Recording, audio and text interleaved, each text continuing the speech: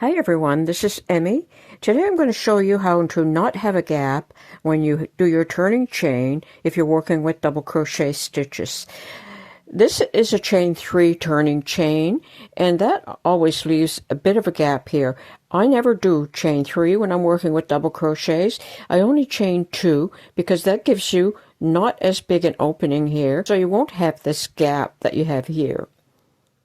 But I'm going to show you another trick that you can do instead. So instead of doing a chain 2 or a chain 3, I'm going to stack 2 single crochet. So I'm going to make 1 single crochet in this stitch,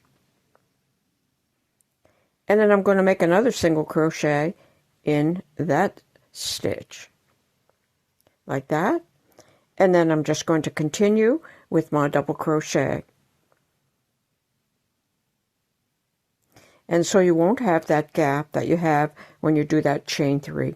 So you can either do chain 2 or you can do the stacked single crochet. And that will give you a nice edge, and you won't have to contend with this gap that the turning chain 3 produces. So I hope you found this tip helpful. Thanks for watching. Bye for now.